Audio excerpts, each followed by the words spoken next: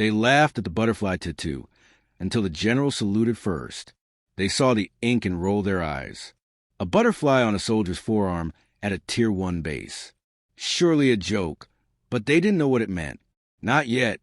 They thought she was just a clerk, just a woman with a pretty face and a ridiculous tattoo, until a SEAL commander walked in, caught a glimpse of her arm, and saluted first. The sun hammered down on the airfield of Fort Sable, a U.S. military outpost carved into the edge of the Djibouti desert. Rows of Humvees shimmered under the heat. Soldiers barked orders. Sand whipped across the tarmac.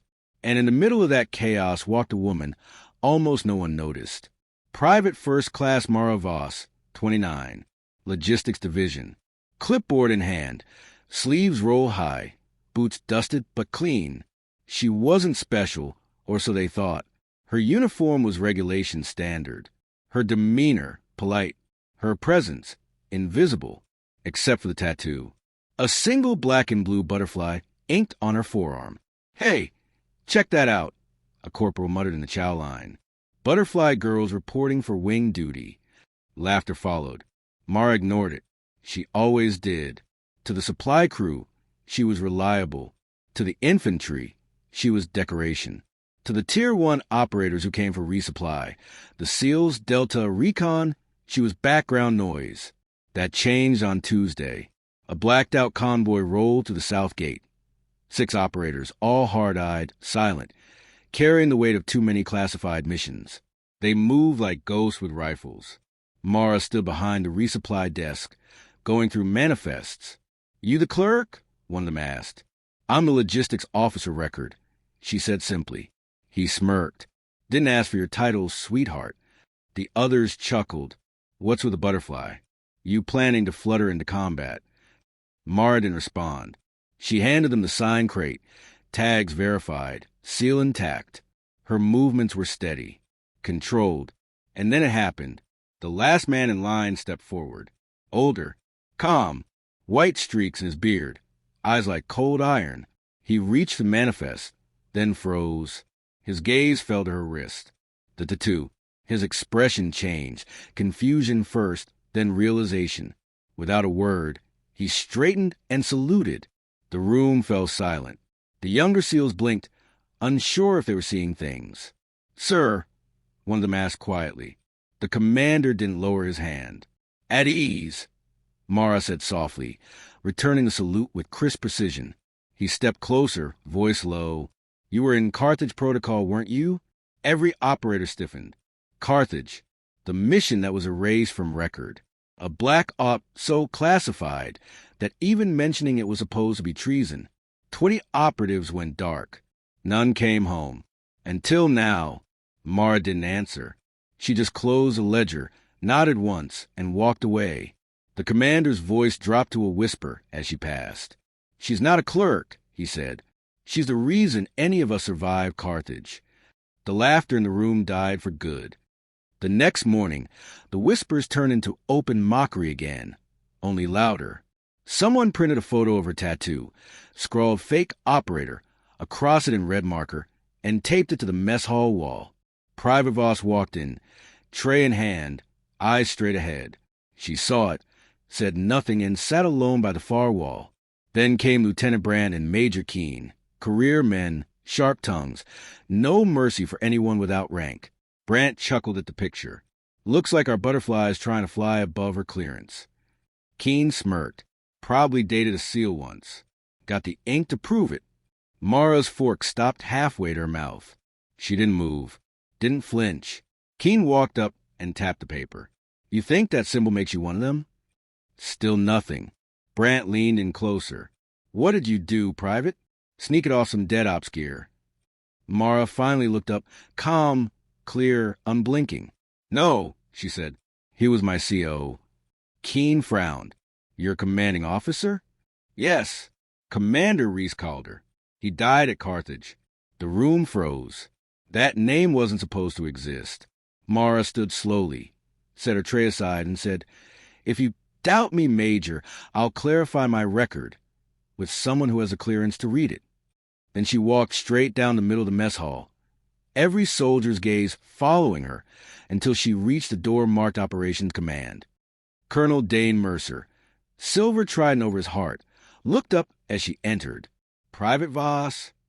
"Requesting permission to clarify my file, sir." He gestured. "Proceed." She placed a folded document on his desk, edges worn, marked with multiple security seals.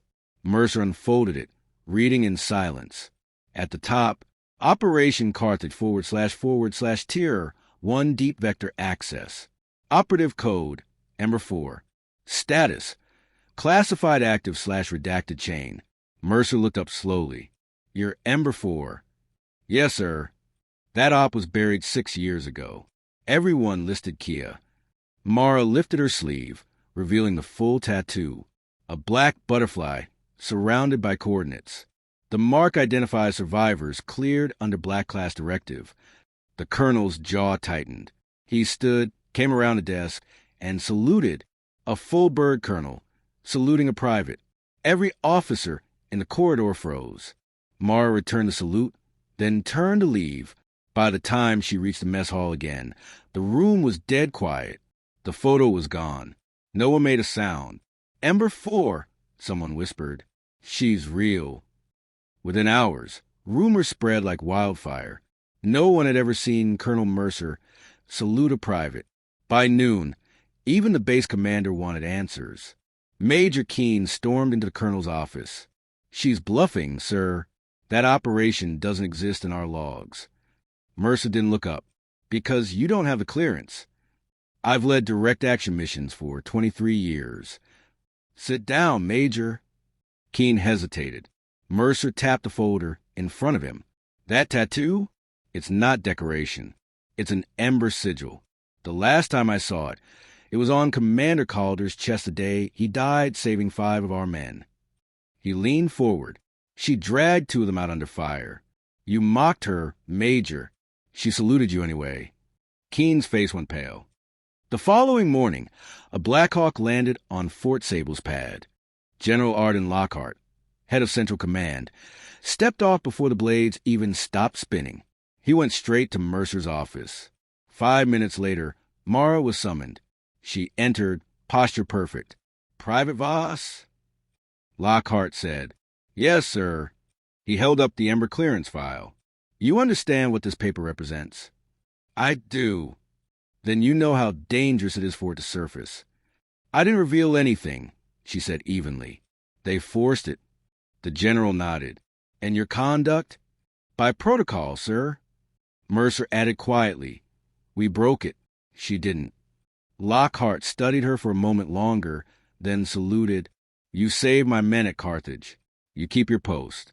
Full clearance reinstated. And from this point forward, Private, nobody mocks you again." "Yes, sir."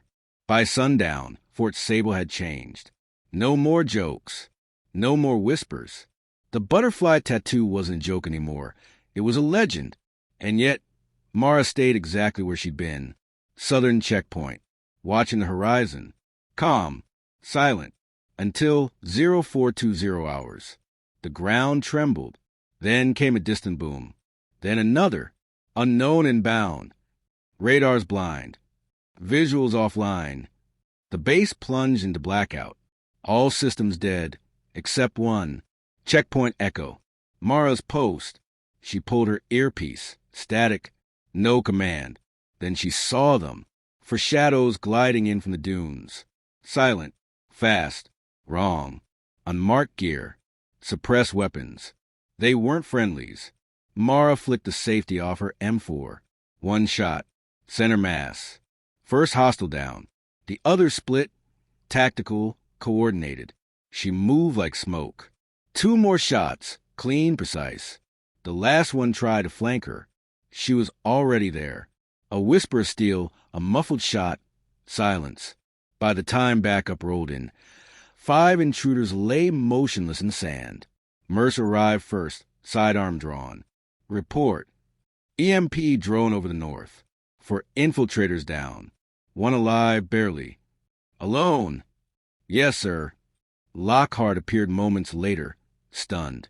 She stopped a full breach solo? Mercer nodded. Emberfort doesn't need a squad. 2 days later, an encrypted report confirmed the truth. A rogue strike unit testing U.S.-based offenses. None expected resistance.